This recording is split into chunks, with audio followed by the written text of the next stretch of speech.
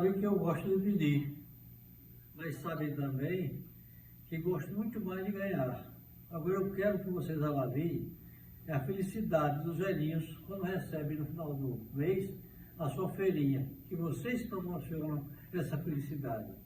Só Deus é que quer nos pagar. E com certeza vocês são olhados por Deus. Que Deus abençoe a todos, que nos dê muita paz.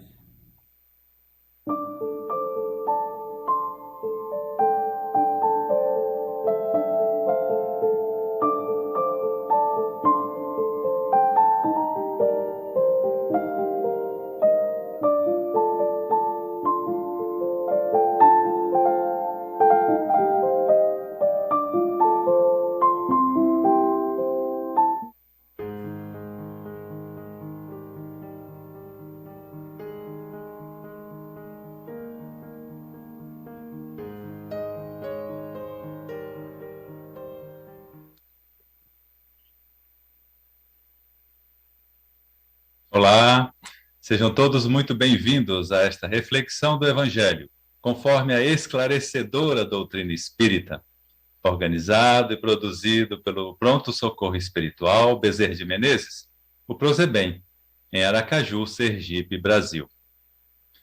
Inicialmente, faremos uma leitura do livro Sempre Melhor, de José Carlos de Luca, página 105. A vida sempre exige o melhor de nós, pois é dessa forma que a lei de evolução se cumpre. Quando não damos o melhor, surge a prova para estimular esse melhor de nós. Quem dramatiza a própria dor está perdendo a oportunidade de resolver os seus problemas. Certamente está aumentando a carga das suas aflições. A dramatização é um excesso de importância que damos a determinado problema. E tudo a que damos importância tende a crescer. Tanto quanto possível, vamos tirando a importância do problema, pois, aos poucos, ele vai diminuindo de tamanho e vai deixando de ser aquele monstro que a nossa mente criou pela dramatização, até ficar do tamanho real que ele tem. E assim, poderá ser solucionado com muito mais facilidade. Vamos para a nossa prece, agradecendo a Deus Pai de amor, a amado Mestre Jesus e aos irmãos de luz por mais essa oportunidade de refletirmos sobre as verdades trazidas por Jesus, através dos evangelistas, ditas a nós. Possamos compreender, tirar proveito de seus ensinamentos e, principalmente, aplicá-los às nossas vidas, em nossas vidas, no nosso cotidiano, junto aos nossos familiares, aos nossos amigos e aos nossos irmãos encarnados e desencarnados que convivem conosco diariamente. Que possamos, Pai, servir de modelo primeiramente para nós mesmos, percebendo a cada instante que estamos um pouco melhor, mais moralmente elevados e intelectualmente desenvolvidos do que nos momentos anteriores. E assim, servir também de exemplo aos nossos irmãos encarnados e desencarnados. Que Deus, Jesus e os irmãos de luz nos auxiliem com esse intento, para que possamos, servindo de exemplos uns aos outros, tornar esse planeta cada vez melhor, deixando de ser de provas e expiações para transformar-se no de regeneração, onde o bem, em todas as instâncias, predomina e muito sobre o mal. Deus, Pai de amor, Mestre amado Jesus, irmãos de luz, que possa ser feita essa sua vontade, cada vez mais rápida e mais intensamente, a começar primeiramente em nós. Muito obrigado, Deus Pai de amor. Muito obrigado, Mestre amado Jesus. Muito obrigado, irmão de luz. E que sempre, Pai, acima de tudo, seja feita a tua vontade, porque a tua vontade é sempre o melhor para a nossa evolução espiritual. Que assim seja. Então vamos nós para a parte do Evangelho, segundo o Espiritismo, capítulo 14, honrai a vosso Pai e vossa Mãe. Instruções dos dois Espíritos, por Santo Agostinho, item 9. A ingratidão dos filhos e os laços de família. A ingratidão é um dos frutos mais diretos do egoísmo. Revolta sempre os corações honestos, mas a dos filhos para com os pais apresenta caráter ainda mais odioso. É, em particular, desse ponto de vista que a vamos considerar, para lhe analisar as causas e os efeitos. Também nesse caso, como em todos os outros, o Espiritismo projeta luz sobre os grandes problemas do coração. Quando deixa a Terra, o espírito leva consigo as paixões ou as virtudes inerentes à sua natureza e se aperfeiçoa no espaço, ou permanece estacionário, até que deseje receber a luz. Aí, neste ponto, já começamos a perceber que depende única e exclusivamente da nossa vontade querer ou não evoluir. Involuir, ninguém vai regredir, vai evoluir. Mas ficaremos estacionados, parados, enquanto veremos os nossos entes amados e queridos seguirem o seu caminho de ascensão espiritual. E aí já começa a nossa primeira e talvez a mais intensa prova, a prova de perceber a evolução dos nossos entes amados e que, por nossa livre e espontânea vontade, permanecendo estacionados, restringimos o acesso a esses entes amados. Ficamos parados, solitários. E essa solidão é o nosso primeiro e mais intensa prova. Muitos, portanto, se vão cheios de ódios violentos e insaciados desejos de vingança. A algum dentre eles, porém, mais adiantados do que outros, é dado entrevejam uma partícula da verdade. Apreciam então as funestas consequências de suas paixões e são induzidos a tomar resoluções boas. Então já começamos a perceber que, da mesma forma, naquele instante que desencarnamos, estaremos no plano espiritual, com o mesmo nível intelectual e o mesmo nível moral que estávamos quando, recém-reencarnados, passamos para o plano espiritual. E muitos de nós levam recônditos, ódios, desejo de vingança, frustrações, angústias. E no plano espiritual, que é uma continuação, uma continuidade desta vida, permanecemos assim. Nada muda. Seremos nós apenas sem os corpos físicos. E é esta mudança que muitas das vezes nos faz perceber, pela claridade do plano espiritual, ou seja, nossa mente espiritual não mais estará presa pelos itens da matéria, nos fará perceber o quão egoístas, vaidosos, mesquinhos éramos enquanto estávamos encarnados. E, neste ponto, as nossas paixões começam a se refletir de forma mais intensa. E as consequências também. As consequências que, de acordo com o nosso livre-arbítrio, e como o próprio texto apresenta, dependendo dos nossos esclarecimentos perante a vida espiritual, teremos condição de tomar resolução de, se não consertarmos, se não tivermos oportunidade de consertar os nossos erros enquanto encarnados, nos esforçaremos para, desencarnados, tratar de corrigi-los. E se não puder ainda no plano espiritual, trabalharemos lá no plano espiritual, para que possamos, numa próxima reencarnação, corrigir estes erros de vidas passadas. Esta, inclusive, é a finalidade desta reencarnação na qual hoje todos nós estamos vivendo. Observar a nossa vida nesse contexto é observar onde e quando podemos corrigir os erros, não só desta vida, mas principalmente das vidas passadas. Olhando para as nossas situações de hoje, enquanto encarnados, percebemos as nossas falhas do passado. É essa lucidez, é esse esclarecimento que a doutrina espírita visa trazer para todos nós, para que possamos tomar consciência, possamos tomar capacidade de analisar a vida atual, a vida presente, e corrigir estes erros do passado.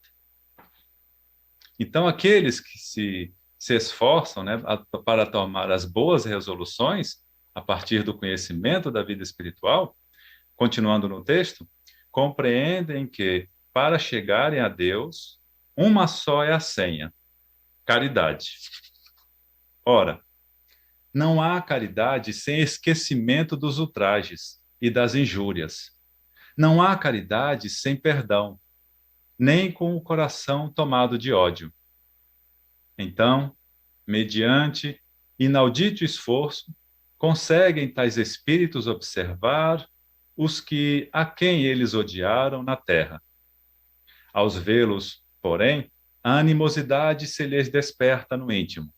Revoltam-se à ideia de perdoar, e ainda mais a de abdicarem de si mesmo, sobretudo, a de amarem aos que lhes destruíram, quiçá os haveres, a honra, a família. Entretanto, abalado fica o coração desse infeliz.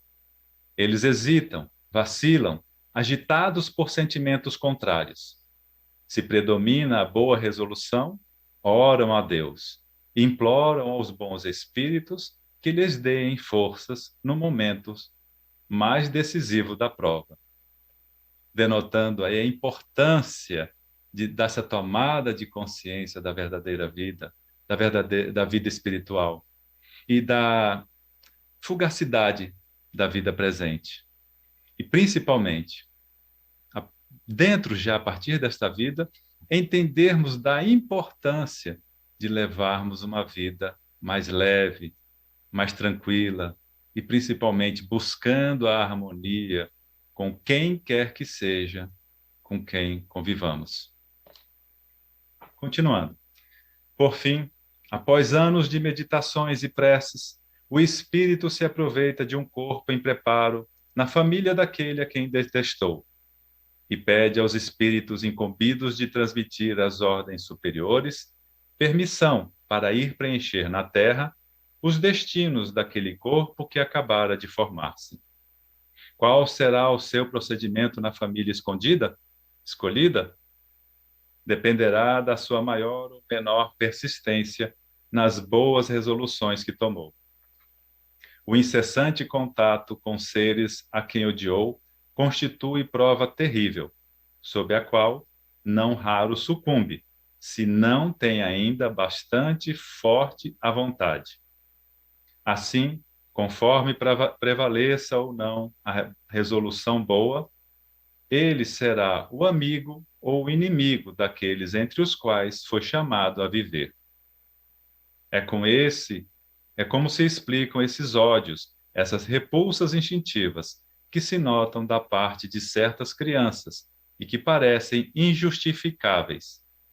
Nada com efeito, naquela existência há podido provocar semelhante antipatia. Para se lhe aprender a causa, necessário se torna volver o olhar ao passado. E esse passado, que a doutrina espírita nos auxilia a reconhecer em nós, a partir da vida presente, as falhas que cometemos não só nesta vida, mas em vidas passadas. Porque olhando para nós, para nossos vícios, mas também para as nossas virtudes, fica mais fácil compreender onde necessitamos corrigir os nossos vícios e transformá-los em nossas virtudes. Então, continuando, ó espíritas, compreendei agora o grande papel da humanidade. Compreendei que, quando produzis um corpo, a alma que nele encarna vem do espaço para progredir. Inteirai-vos dos vossos deveres e ponde todo o vosso amor em aproximar de Deus essa alma, tal a missão que vos está confiada e cuja recompensa recebereis, se fielmente a cumprirdes. Os vossos cuidados e a educação que lhes dareis auxiliarão o seu aperfeiçoamento e o seu bem-estar futuro. Lembrai-vos de que a cada pai e a cada mãe perguntará a Deus: que fizeste do filho confiado à vossa guarda? Se por culpa vossa ele se conservou atrasado, tereis como castigo vê-lo entre os espíritos sofredores. Quando de vós dependia que fosse ditoso, então vós mesmos, assediados de remorsos, pedireis, vos seja concedido reparar a vossa falta. Solicitareis para vós e para ele outra encarnação, em que o cerqueis de melhores cuidados, e em que ele, cheio de reconhecimento, vos retribuirá com o seu amor. Aí começamos a entender os laços carnais das famílias, as necessidades que cada família tem, cada ente da família tem, em se reformar intimamente. E a esclarecedora doutrina espírita nos auxilia, justamente dando a luz necessária da vida presente, da vida espiritual e das vidas passadas, para que possamos, dentro das nossas vontades, das nossas escolhas, fazer tal reforma íntima em nossas vidas. Não escorraceis, pois, a criancinha que repele sua mãe, nem a que vos paga com a ingratidão. Não foi o acaso que a fez assim, e que vô-la deu. Imperfeita intuição do passado se revela, do qual podeis deduzir que um ou outro já odiou muito, ou foi muito ofendido, que um ou outro veio para perdoar, ou para expiar. Mães, abraçai o filho que vos dá desgosto, e dizeis com vós mesmas: um de nós dois é culpado. Fazei-vos merecedoras dos gozos divinos que Deus conjugou à maternidade, ensinando aos vossos filhos que eles estão na terra para se aperfeiçoar, amar e bendizer. Mas, ó, muitas dentre vós, em vez de eliminar por meio da educação os maus princípios inatos de existências anteriores, entretêm e desenvolvem esses princípios por uma culposa fraqueza ou por descuido. E mais tarde, o vosso coração ulcerado pela ingratidão dos vossos filhos será para vós, já nesta vida, um começo de expiação. A tarefa não é tão difícil quanto vos possa parecer. Não exige o saber do mundo. Podem desempenhá-la assim o ignorante como o sábio. O Espiritismo lhe facilita o desempenho, dando a conhecer a causa das imperfeições da alma humana. Desde pequenina, a criança manifesta os instintos bons ou maus que traz da sua existência anterior. A estudá-los devem, pois, os pais aplicar-se. Todos os males se originam do egoísmo e do orgulho. Espreitem, pois, os pais, os menores indícios reveladores do germe de tais vícios e cuidem de combatê-los, sem esperar que lancem raízes profundas. Façam como o bom jardineiro, que corta os rebentos defeituosos à medida que os ver apontar na árvore. Se deixar, se desenvolvam o egoísmo e o orgulho, não se espantem de serem mais tarde pagos com a ingratidão, Quando os pais hão feito tudo o que devem pelo adiantamento moral de seus filhos, se não alcançam êxito, não têm de que se inculpar a si mesmos e podem conservar tranquila a consciência. A amargura muito natural que então lhe advém da improdutividade de seus esforços, Deus reserva grande e imensa consolação, na certeza de que se trata apenas de um retardamento, que concedidos lhe será concluir noutra existência a obra agora começada, e que um dia o filho ingrato os recompensará com o seu amor. E é nessa experiência que a gente encerra compreendendo que os laços de família e os laços espirituais são um só, formadores das nossas características para o bem tratar um ao outro. Principalmente no primeiro passo, que é o respeito mútuo entre todos os seres. Agradecemos a Deus Pai de amor, amado Mestre Jesus e aos irmãos de luz por mais essa oportunidade de refletirmos sobre o Evangelho segundo o Espiritismo.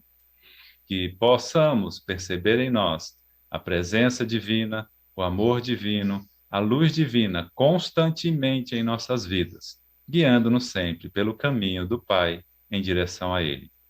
Muito obrigado a todos e que tenham todos muita paz em seus corações. Que assim seja.